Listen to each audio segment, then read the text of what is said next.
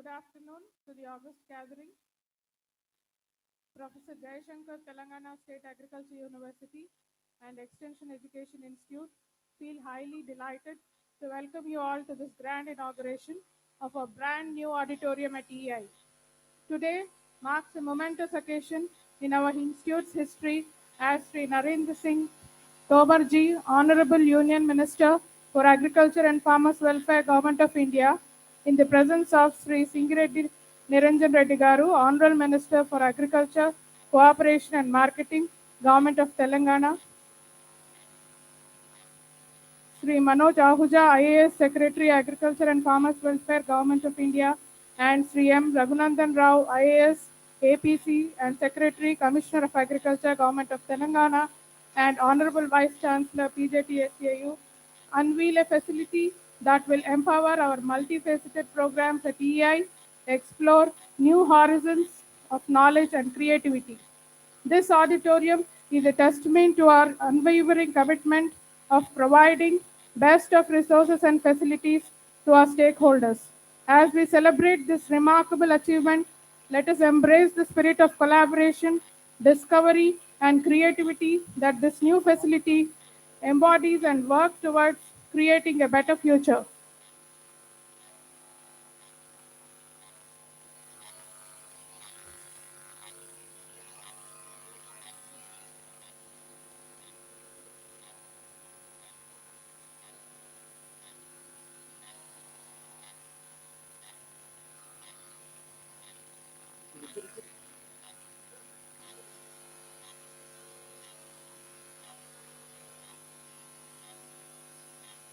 Distinguished dignitaries, ladies and gentlemen, a true welcome is never complete without warm words and warmer gestures. We are privileged to have the presence of Sri M. Raghunandan Rao, IAS, APCN Secretary, Commissioner of Agriculture, Government of Telangana, and Honorable Vice Chancellor, PJT SAU, under whose guidance several innovative agriculture policies are under implementation in the state. May we have the pleasure of inviting our esteemed Vice Chancellor to please deliver the welcome address.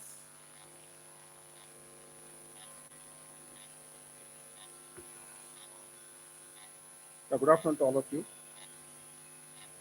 It's my privilege to extend a hearty welcome to respected Sri Narendra Singh Tomarji, Honorable Minister for Agriculture and Farmers Welfare, Government of India, Sri Singireddy Niranjan Reddy Garu, Honorable Minister for Agriculture and Marketing, Government of Telangana, Mr. Manoj Ahuja, Secretary of the Department of Agriculture and Farmers Welfare, other dignitaries on the dais, Additional Secretary, the Ministry of Agriculture, Mr. Pramod Meherda, senior officers from the ministry, other dignitaries who are present on this occasion. All of us are aware of the strides that the PJTSU has made over the last 8 years since its formation. And PJTSU is in the forefront of leveraging technology and catapulting it to become a role model for other institutions. In terms of professional excellence, the university is striving hard to improve the socio-economic profile of the farming community in Telangana by offering scientific solutions.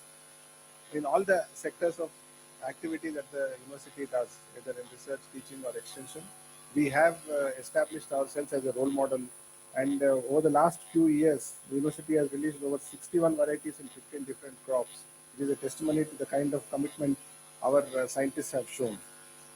In terms of teaching, we were 2 colleges when this university was formed. Now we have more than 9 colleges, and similarly we have established using the facilities provided by other welfare departments also. In terms of extension, we have more than 7,000 frontline demonstrations have been conducted over the last year, and this shows the kind of extensive network and collaboration that the university has with the Department of Agriculture and other line departments in the state.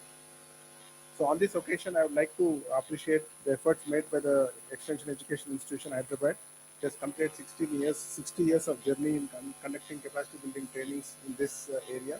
And I would also like to thank the Union Minister and his team, especially the Secretary and others, for giving funding for this institute, especially this auditorium which we are inaugurating today.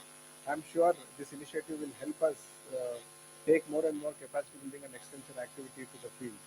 I thank you all for giving this opportunity, and we wish you all the best. Thank you. Thank you, sir, for your warm words. Friends, we are highly elated and fortunate to have amongst us Sri Manoj Ahuja, IAS, Secretary, Agriculture and Farmer Welfare, Government of India, who is the torchbearer of several key agriculture policies at Center. Sir, may we invite you to kindly address the August gathering?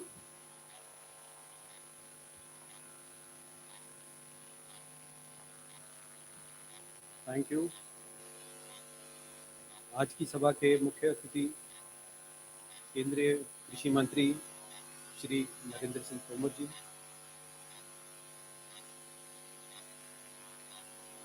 Telangana के कृषि मंत्री श्री सिंगी रेड्डी निरंजन रेड्डी गारू जी, तेलंगाना सरकार के कृषि सचिव रघुनंदन राव जी, मंच पे बैठे हुए निदेशक एक्सटेंशन सुधारानी जी और एक्सटेंशन सेंटर के डायरेक्टर निदेशक जगन मोहन रेड्डी जी, उपस्थित मेरे सहकर्मी विभाग से आए हुए वरिष्ठ अधिकारीगण, उपस्थित अतिथिगण, मीडिया के बंधु और अन्य भाई बहन जो यहाँ पे उपस्थित हैं, आप सबका इस सभा में स्वागत है। और विशेष करके मैं माननीय मंत्री जी का मैं आभार प्रकट करना चाहूँगा कि अपना समय देके यहाँ पे उपस्थित हुए हैं इस ऑडिटोरियम का उद्घाटन करने के लिए। जैसे आप जानते हैं, ये केंद्र एक्सटेंशन केंद्र इसी प्रकार के 3 और केंद्र भारत में हैं और ये 1962 में इसकी स्थापना करी गई थी। उद्देश्य ये था कि जो हमारे एक्सटेंशन के अधिकारी हैं वो जाके कैसे किस तरह से एक्सटेंशन किस प्रकार से हो, किसान के पास कैसे नई नई प्रौद्योगिकी नए नए प्रैक्टिसेस कैसे किसान के पास लेकर जाएं। और 60-70 वर्ष में काफ़ी परिवर्तन अब आ गया है।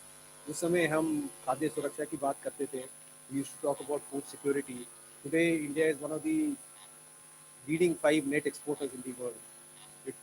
It is one of the biggest producers or the second biggest producers in cereals, fruits, vegetables, and therefore the situation has changed. आज आप अगर देखेंगे उस समय जो किसान था और आज जो किसान है उसमें बहुत फ़र्क आ गया। गांव में आप जाएंगे, जो किसान खेती कर रहे हैं उनकी अगर आप एजुकेशनल क्वालिफिकेशन देखेंगे, उनका एबिलिटी टू लर्न, अब वो खुद भी सीख सकते हैं। जो उनकी क्षमता पहले थी और आज है, बहुत फ़र्क आ गया। तो हमारे जो अधिकारी एक्सटेंशन कर रहे हैं इसके बारे में वो क्या सोच रहे हैं, क्या उनको आप सशक्त कर सकते हैं कि वो अपने आप सीख सकें। एक उदाहरण इस तरह से आप कह सकते हैं डिजिटल, जो हम डिजिटल की बात करते हैं, डिजिटल के कई फ़ायदे भी हैं। आप एक समय में लाखों किसान तक पहुँच सकते हैं और अगर आप वो चीज़ बना के रख दें, किसान अपने समय पर जो सीखना चाहता है वो खुद सीख लेगा। तो एक मेरा आपसे यही अनुरोध है कि इसके ऊपर आप ज़रा जोर दें कि डिजिटली हम कैसे, जो हम एक्सटेंशन में काम कर रहे हैं, हमारे अधिकारी इसमें ट्रेन, जो नई टेक्नोलॉजीज़ आ रही हैं कैसे ट्रेन हो और एक डिजिटल हम एक इंफॉर्मेशन सारा किसानों के लिए हम तैयार कर सकें। दूसरी बात जो मैंने कही है कि हमारे जो यूनिवर्सिटी में जो ज्ञान उत्पन्न होता है वो हम किसानों के पास ले जाते हैं, बट उसी farmers are also scientist. He is farming for 20 years, 30 years, he also has knowledge, उनके पास भी काफ़ी ज्ञान है। तो उनसे कैसे सीखें, इसको हम अगर दो तरफा करें, हम तो जो हमारे को जो आता है हम उनके पास ले जाएं, बट किसान भी जो हर उनका एग्रो इकोलॉजिकल जोन में अपने खेत में नई नई चीज़ें से तरीके से वो करते हैं खेती, उसकी उनकी भी काफ़ी जानकारी है, क्या उसको हम एक तरह से सीख सकते हैं और उसको ऑर्गेनाइज नॉलेज बना सकते हैं। Can we have systems of validation कि उसको वैलिडेट करें कि आपने देखा इस जगह ये हो रहा है, ये अच्छी है, तो हम उसको KVK में लाएं, फिर KVK उसमें वैलिडेट करें, उसको हम स्प्रेड करें। तो मेरे ख्याल से ये एक्सटेंशन का 2 वे, जो हम ऊपर से जो नॉलेज आ रही है उधर तक ले जाएं, प्रॉब्लम का हम जो सोल्यूशंस हैं, बट उनसे सीखने का और extension officer should have that ability. तीसरी चीज़ है जो इसमें हमारे जो पब्लिक सेक्टर में नॉलेज प्रोड्यूस हो रही है उसको हम फार्मर के पास कैसे लें। आज आप देखेंगे इतनी प्रजातियां हैं, हम क्लाइमेट रिजिलियंस की बात कर रहे हैं, तो हमारे कितने गांव हैं, निकला 151 गांव है जहां ये इस प्रकार का अध्ययन हो रहा है। और उन्होंने नए नए सिस्टम भी बताए हैं कि कैसे क्लाइमेट रेजिलियंट हम अडेप्ट कर सकते हैं, बट वो किसान के पास जल्दी हम कैसे ले जाएं, समय में कैसे ले जाएं। जब तक वो किताब में ही रहेगा उसका कोई फ़ायदा नहीं। तो ये एक तीसरी चीज़ है, नई प्रजातियाँ आपके ड्राउट रेजिस्टेंस वैरायटीज़ आ रही हैं। लेकिन हम अब जैसे चावल की बात करते हैं, अभी लो ग्लाइसेमिक इंडेक्स वैरायटीज़ आ गई हैं, फ्लड रेजिस्टेंस वैरायटीज़ हैं, या कई जैसे आप दलहन तिलहन की बात करते हैं, जो हाई यील्डिंग वैरायटी या पेस्ट रेजिस्टेंट वैरायटी है। तो इसको हम, हमारा जो पूरा सिस्टम है डेमोन्स्ट्रेशन का, फार्मर तक उसको ले जाना और एक कोऑर्डिनेटेड भाव में काम करना, उस पर भी मेरे ख्याल जोर देने की ज़रूरत है। केवीके हमारी है, आत्मा है, सरकारी संस्थाएं हैं, यूनिवर्सिटी है, अलग सेंटर्स हैं। तो कैसे समन्वय के साथ सारा काम करें सो दैट एक कोऑर्डिनेटेड वे में हम किसान के पास जा सकें, और जो जो नए नए प्रकार की हमारे पास नॉलेज है या इश्यूज़ है जो हम उधर ले जाना चाहते हैं, तो एक समन्वय के साथ कोऑर्डिनेटेड भाग में हम उसको ले जा सकें। और शेष में आपको सबको धन्यवाद देना चाहता हूँ कि आप ये कार्यक्रम आयोजित करा है। एक बहुत सुंदर ऑडिटोरियम है, और यहाँ पे यही मेरी आशा है कि आपके जो ट्रेनिंग ज़्यादा से ज़्यादा लोगों को आप दे पाएँ, स्किल ट्रेनिंग भी दे पाएँ, और जो एक्सटेंशन का जो सिस्टम है इंडिया में उसको हम स्ट्रॉन्ग करें। Thank you so much. Thank you, sir, for appreciating our facility and wishing us success. Distinguished dignitaries, ladies and gentlemen, the eagerly awaited moments to listen to Sri Singireddy Nirendran Reddy Garu, Honorable Minister for Agriculture, Cooperation and Marketing, Government of Telangana, who is a strong advocate for the development of agriculture sector in the state, has arrived. May we now request the Honorable Minister to please deliver his address.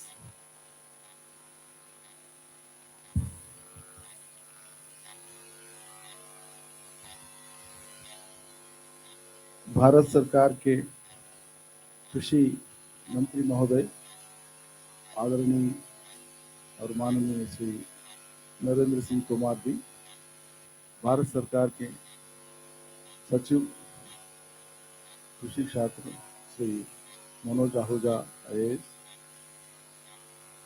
Telangana राज्य के सचिव Shri Raghunandan Rao IAS, इस extension education centre के professors और directors Shrimati सुधा रानी जी, श्री जगन मोहन रेड्डी जी,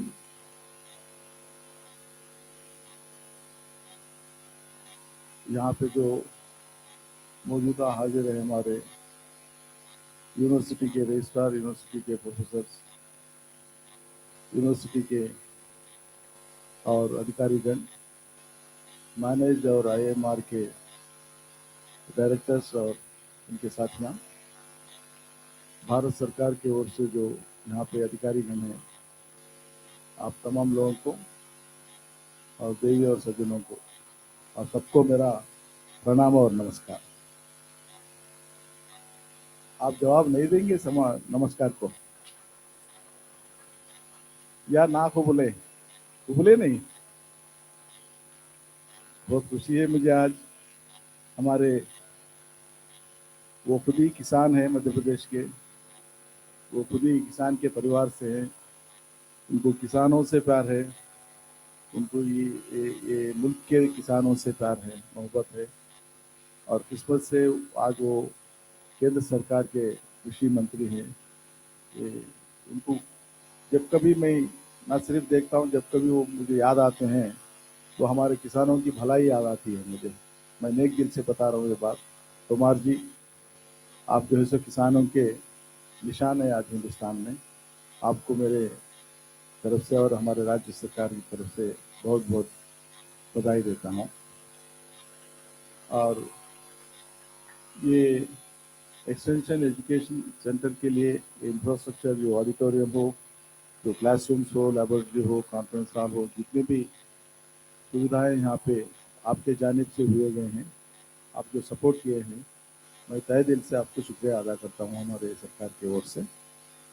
और यहाँ पे कायम रखेंगे कि इंस्टीट्यूट में जो काम होनी चाहिए वो बिल्कुल सदर्न स्टेट्स और उड़ीसा मिला के कुल मिला के 5 राज्यों का जो यहाँ पे शिक्षण होते रहता है हमेशा, वो अच्छे रिजल्ट्स देंगे।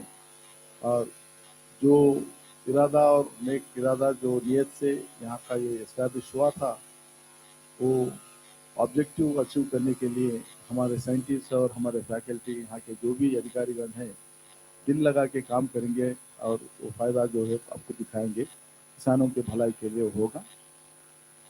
आप तो जानते हैं कि तेलंगाना सरकार के ओर से सरकार बनी जब 9 साल पहले, और सिर्फ 9 साल के अंदर यहाँ पे जो मुश्किलात थे किसानों के लिए और क्षेत्र के लिए, वो तमाम दूर किए गए हैं।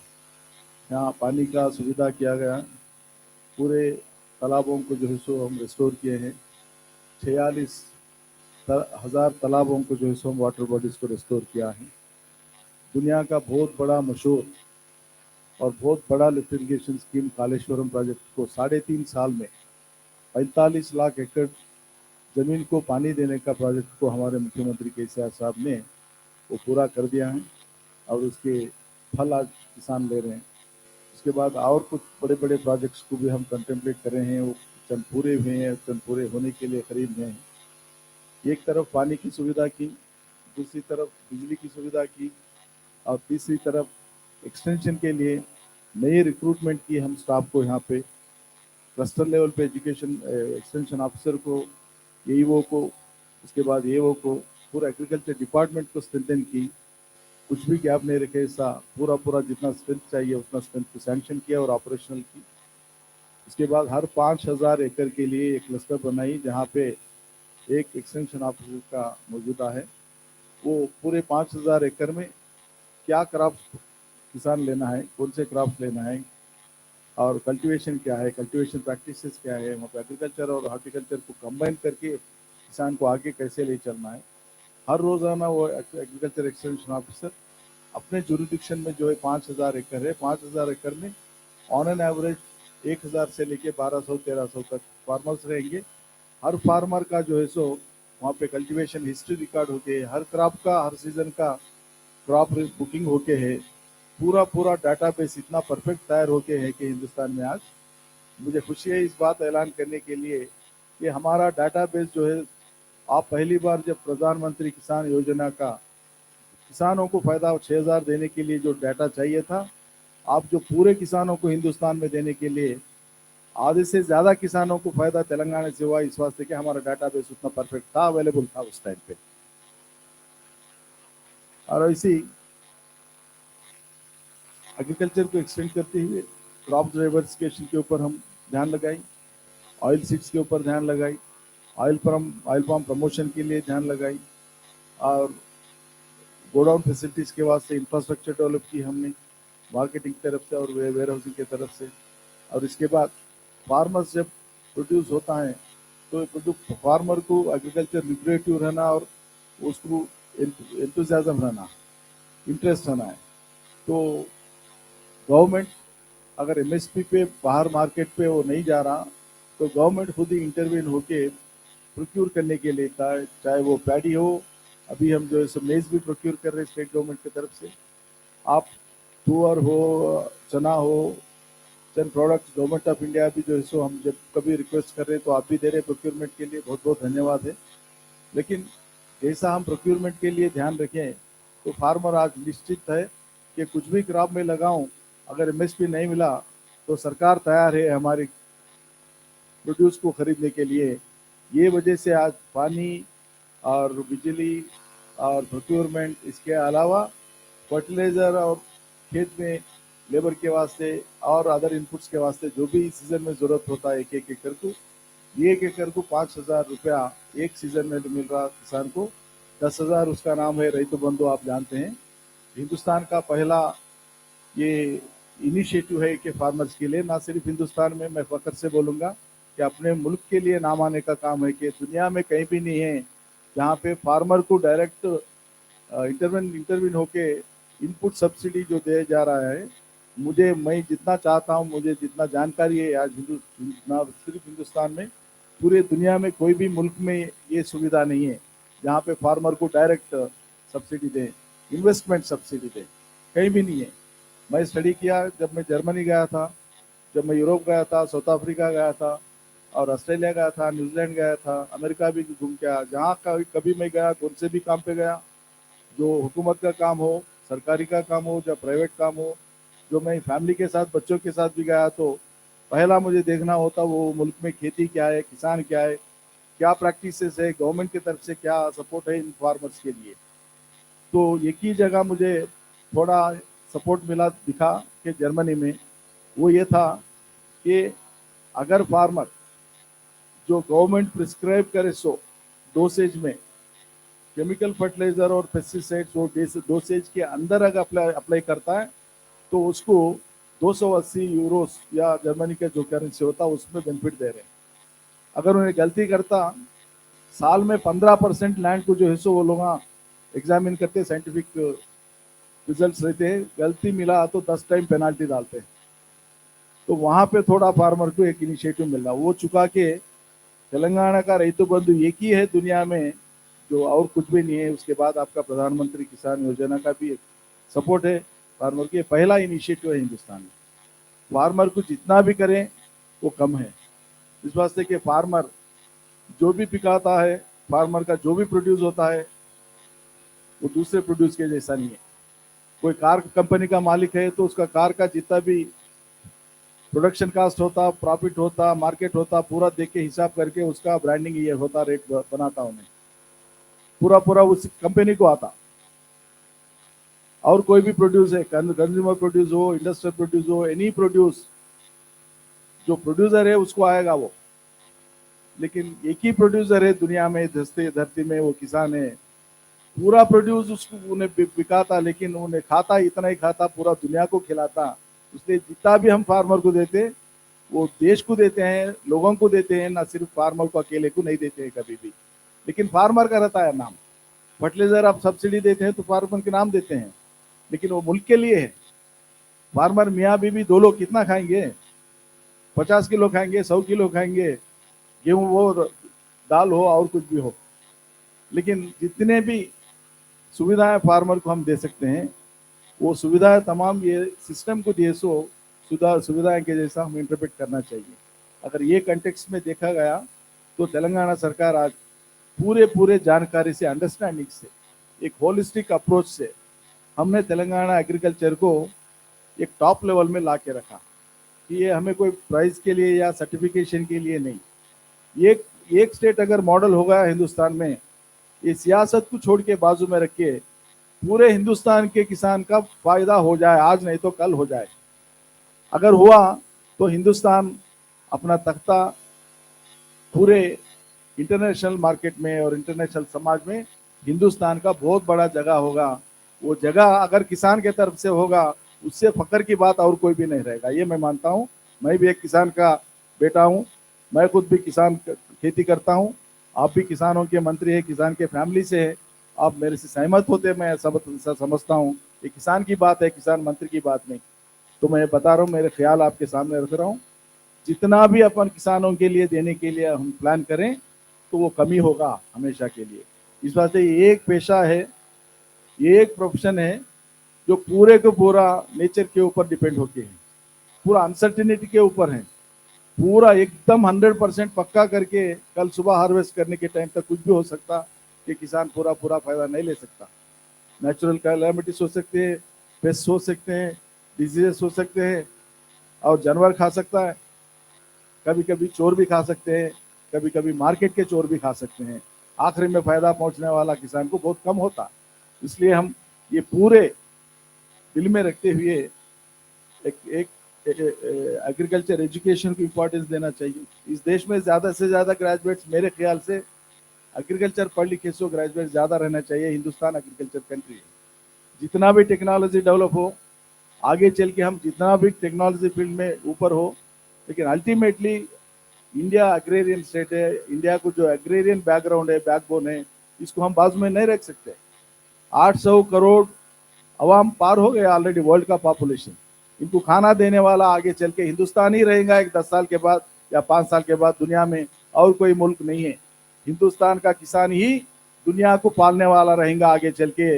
इसलिए एग्रीकल्चर को हम इतना सपोर्ट करना चाहिए हिंदुस्तान में। वो दिल में रखते हुए हमारे से जितना हो सकता है हम कर रहे हैं।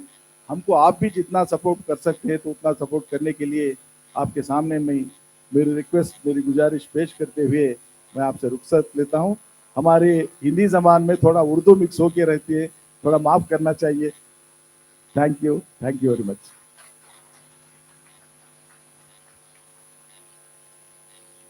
Thank you, sir. We are highly delighted to hear you in the national language and detailing the progress of agriculture and horticulture in Telangana. Thank you. Friends, on this historical occasion, it is an honor and blessing to have the epitome of Ministry of Agriculture and Farmers Welfare, Government of India, as the chief guest for this today's inaugural. With beholden emotion, we request Sri Narendra Singh Tomarji, Honorable Union Minister for Agriculture and Farmers Welfare, to kindly deliver the inaugural address.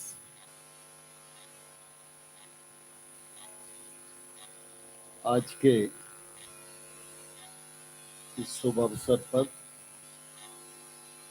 कार्यक्रम के अध्यक्ष के रूप में हम सब के मध्य विराजमान राज्य सरकार के लोकप्रिय और यशस्वी कृषि मंत्री माननीय श्री निरंजन रेड्डी गारू साहब, हमारे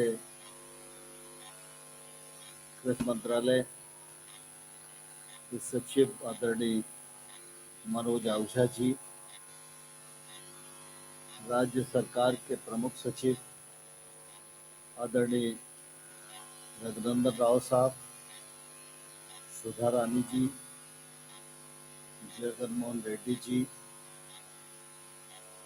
एडिशनल सेक्रेटरी भारत सरकार प्रमोद मेहता जी, इस अवसर पर उपस्थित केंद्र सरकार, राज्य सरकार के अधिकारीगण, संस्थान परिवार के सभी उपस्थित महानुभाव और पत्रकार मित्रों, आज का ये अवसर मेरे लिए निश्चित रूप से यादगार अवसर है।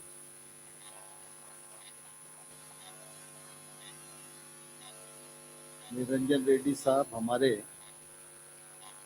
कृषि मंत्री हैं और हमेशा जब भी कभी केंद्र में बैठक होती है तो वो आते हैं और बहुत ही शिद्दत के साथ अपनी बात को रखते हैं और कृषि के प्रति उनकी जो चिंता है, मैं निश्चित रूप से उसकी हृदय से बहुत कद्र करता हूँ, उनके प्रति आदर व्यक्त करता हूँ। और विशेष रूप से उन्होंने आज मेरी उपस्थिति के कारण पूरा भाषण हिंदी में दिया, इसके लिए मैं उनको हृदय से धन्यवाद देता हूँ। आज मेरा हैदराबाद में G20 के आयोजन की तैयारी की दृष्टि से आना हुआ था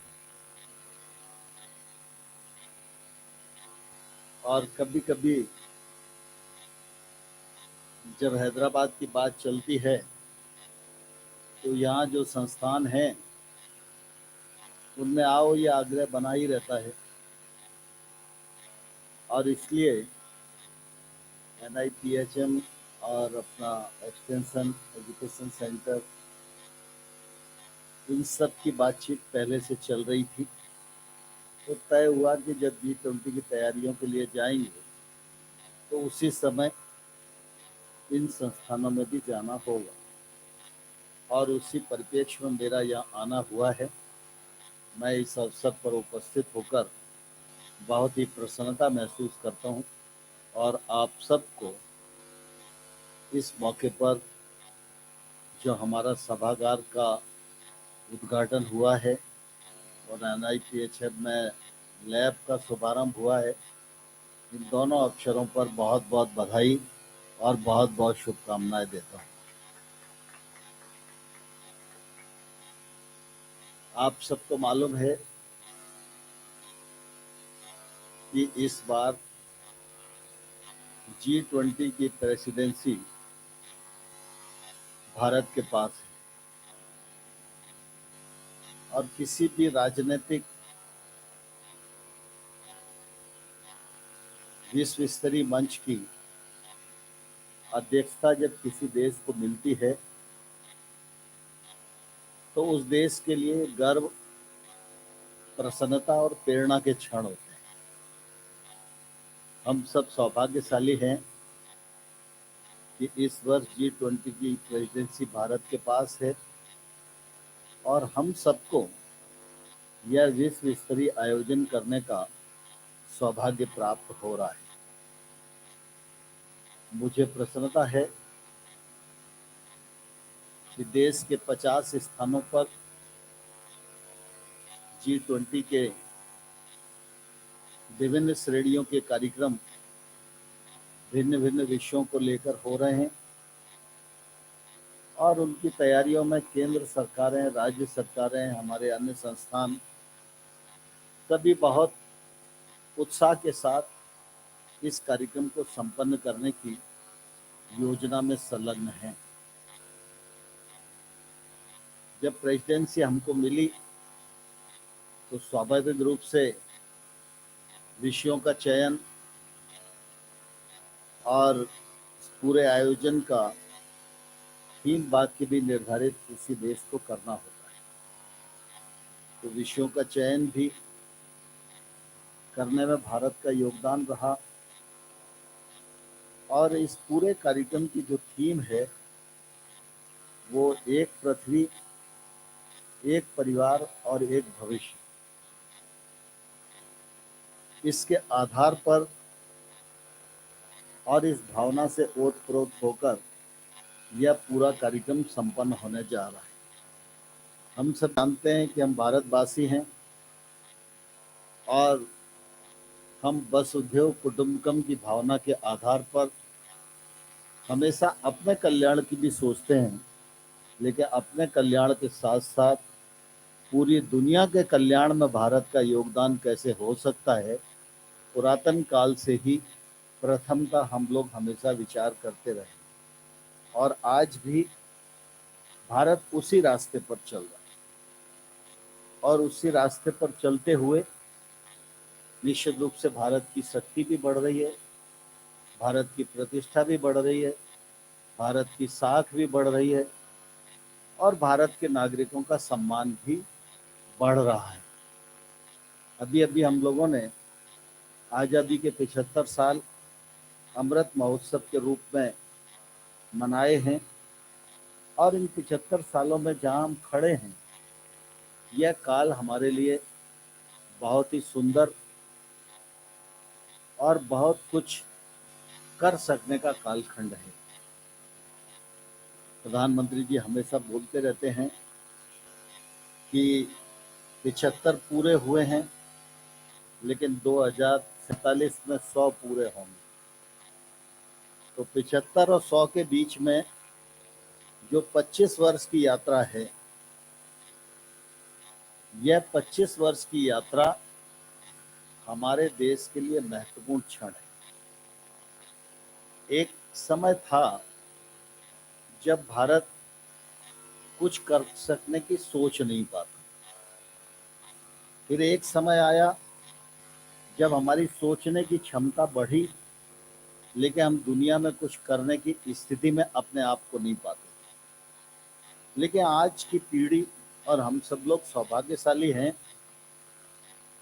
कि ये 25 वर्ष का कालखंड ऐसा है कि भारत जो भी सोचेगा उसको 25 वर्षों में पूरा करने की दमखम अपने भीतर रखता है और इसलिए ये 25 वर्ष की यात्रा हम सबके लिए निश्चित रूप से बहुत ही महत्वपूर्ण है और हम सब लोगों की जिम्मेवारी है कि इन 25 वर्षों में हम ऐसा कुछ करें जो सफल भी हो और हिंदुस्तान को विकसित राष्ट्रों की अग्रपात में खड़ा करने में हम योगदान कर सकें और नई पीढ़ी जब आए तो अपने पूर्वजों को धन्यवाद दे कि हम आज विकसित देश के नागरिक हैं।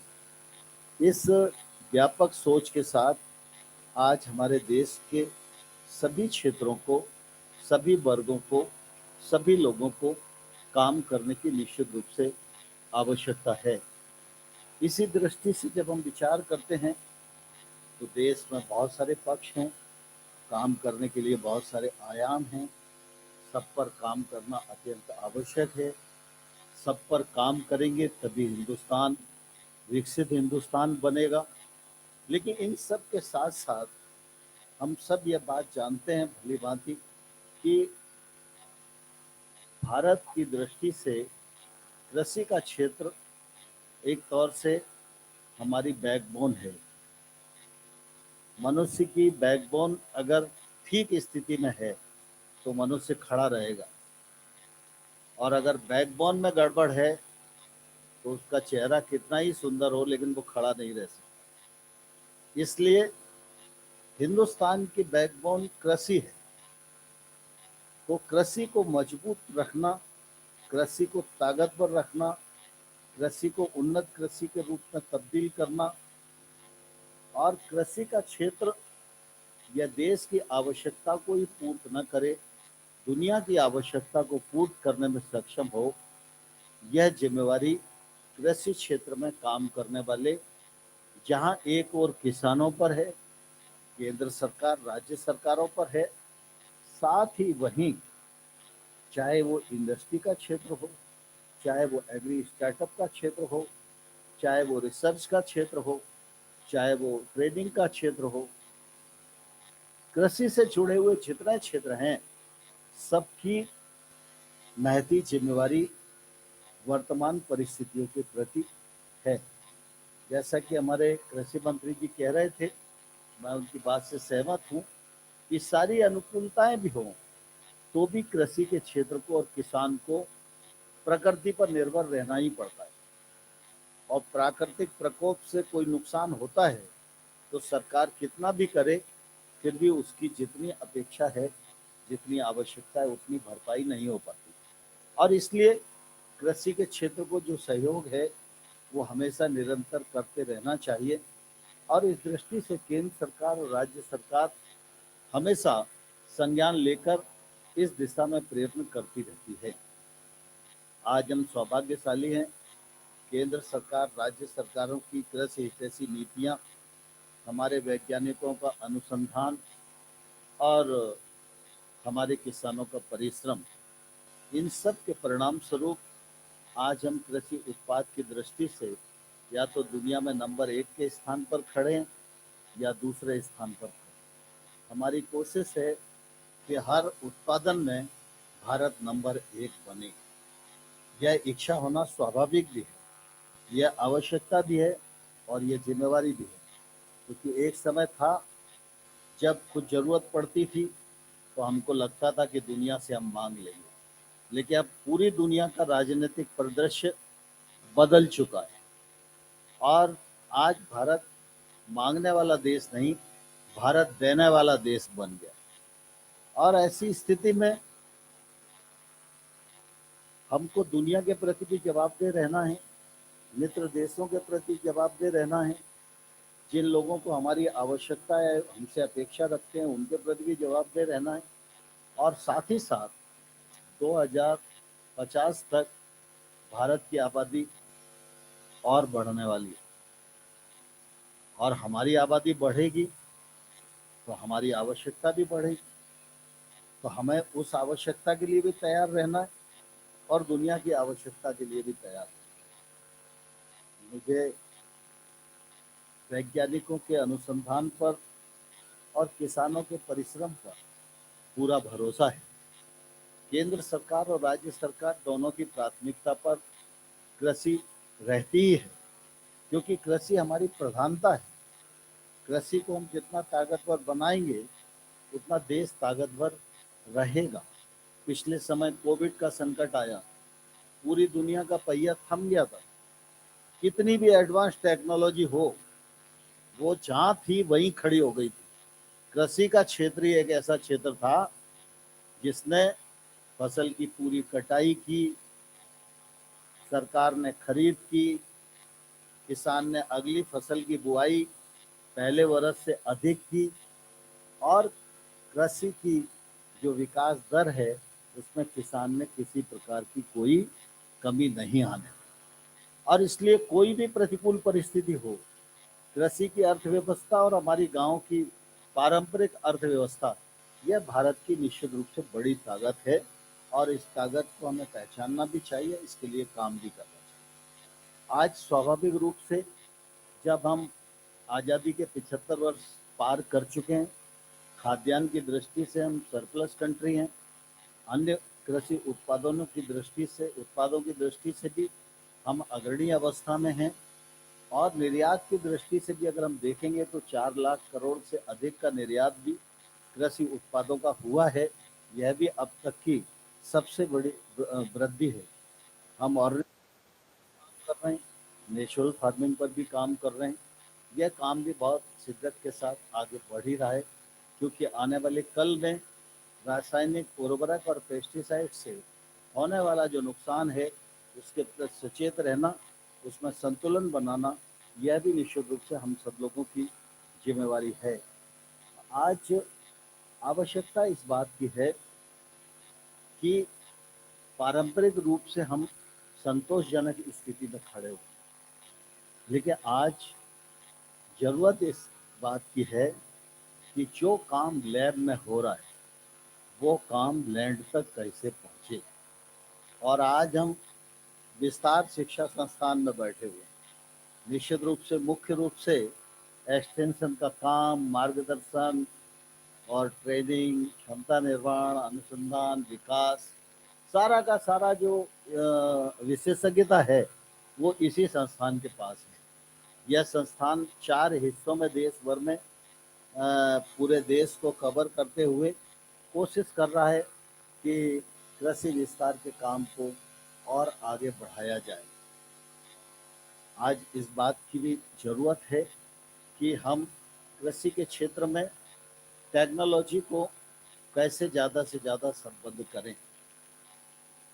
हमारी ये भी एक चिंता है कि देश में जो सक्षम किसान है, बड़ा किसान है, उन्नत किसान है, उसके पास टेक्नोलॉजी भी है, वो सरकार के भी नज़दीक है, वो कृषि विज्ञान केंद्र के भी नज़दीक है, वो किसी संस्थान के भी नज़दीक है, वो अन्य विधाओं के भी नज़दीक है। लेकिन देश में 85-86% किसान ऐसा है जो छोटा किसान, जिसके पास 2 हेक्टेयर से कम भूमि है। ये छोटा किसान निवेश करने की भी हैसियत में नहीं है। इसका घर और ज़मीन भी जिला स्थान से बहुत दूर है। ये टेक्नोलॉजी से भी अपने को दूर पाता है, ये केवीके से भी अपने को दूर पाता है।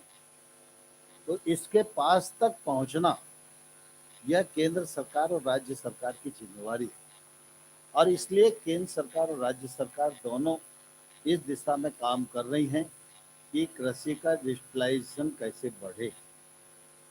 हम डिजिटल एक्टिविटीज के माध्यम से आम किसान तक कैसे पहुँचें। हर टेक्नोलॉजी जिसके लिए किसान पात्र है वह टेक्नोलॉजी उस तक कैसे पहुँचे, ये आज समय की आवश्यकता है। आज हम एक ही उदाहरण लेते हैं कि पीएम किसान है या सरकारी खरीद का मामला है, तो देखिए पहले तमाम सारे प्रश्न खड़े होते थे, लेकिन आज पीएम किसान का 2,40,000 करोड़ रुपया 11.5 करोड़ किसानों के खाते में पहुंच गया। देश भर में कोई प्रश्न नहीं है। आज सरकार राज्य सरकारों के माध्यम से खरीद करती है, किसान के अकाउंट में उसका पेमेंट जाता है, कोई प्रश्न नहीं है। ये टेक्नोलॉजी का ही कमाल है और इसलिए जो टेक्नोलॉजी किसान को उत्पादकता बढ़ाने के लिए चाहिए, जो टेक्नोलॉजी फसल को बचाने के लिए चाहिए, जो टेक्नोलॉजी फसल के उपरांत होने वाले नुकसान से बचने के लिए चाहिए, जो तकनीक और इंफ्रास्ट्रक्चर फसल के उपरांत अपनी फसल को रोकने के लिए उसे चाहिए और जो मार्केट का लिंक किसान को चाहिए, इसमें टेक्नोलॉजी का समावेश होना अत्यंत आवश्यक है। मुझे प्रसन्नता है कि केंद्र सरकार, राज्य सरकारें मिलकर तेलंगाना सहित अनेक राज्य इस दिशा में बहुत गंभीरता से काम कर रहे हैं और मुझे लगता है कि अगले कुछ वर्षों में ये प्लेटफॉर्म तैयार हो जाएगा, तो फिर हमारा ये एक्सटेंशन जो संस्थान है, यह संस्थान का काम और आसान हो जाएगा। अभी हम मास्टर ट्रेनर ही डेवलप कर रहे हैं। एक समय ऐसा भी है इस संस्थान से करोड़ों करोड़ किसान जुड़ जाएं और डायरेक्ट संवाद होने लगे, तो निश्चित रूप से हमारे देश का कायाकल्प हो जाएगा। मैं इस अवसर पर NIPHM को भी, विस्तार शिक्षा संस्थान को भी और सभी इस पर काम करने वाले हमारे अधिकारी कर्मचारी गणों को बहुत बहुत शुभकामनाएं देता हूँ, बहुत बधाई देता हूँ। और मुझे पूरा विश्वास है कि जिस मनोयोग के साथ आप काम कर रहे हैं, जिस मनोयोग के साथ आपने अनेक संस्थाओं के साथ MOU किए हैं, अपनी क्षमता वृद्धि कर रहे हैं, दूसरों की क्षमता वृद्धि करने का भी काम कर रहे हैं। जिस प्रकार से 18,000 से अधिक लोगों का आपने ट्रेनिंग करने में सफलता प्राप्त की है, ये काम और बढ़ेगा और निश्चित रूप से यह संस्थान लैब से लैंड तक सारी विधाओं को पहुंचाने में सफलता अर्जित करेगा। आप सबको बहुत बहुत बधाई, बहुत बहुत शुभकामनाएं। धन्यवाद।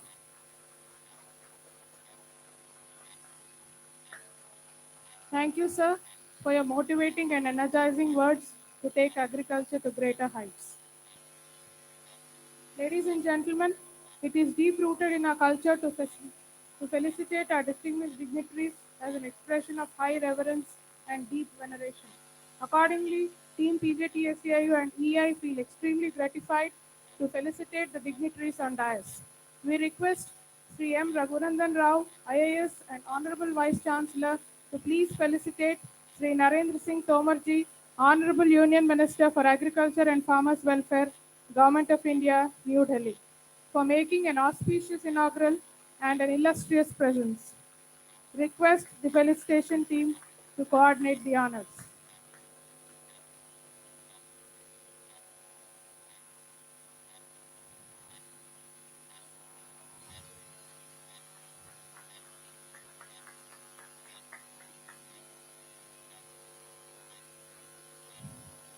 We truly feel indebted to Sri Singireddy Niranjan Reddy Garu, Honorable Minister for Agriculture and Cooperation and Marketing, Government of Telangana, for his powerful presence during the inaugural ceremony. We request our Honorable Vice Chancellor PJTSCIU to kindly felicitate the Honorable Minister.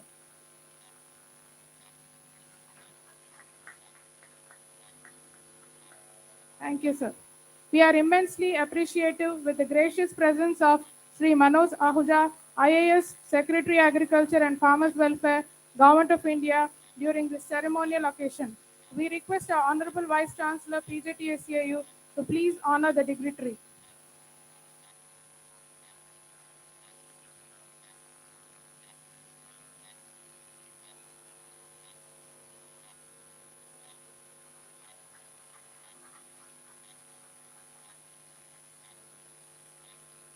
Thank you. We are greatly obliged for the strong leadership and continuous guidance given by our Honorable Vice Chancellor, Sri M. Raghunandan Garu. We request Sri Manoj Ahuja, sir, to please felicitate our Honorable Vice Chancellor.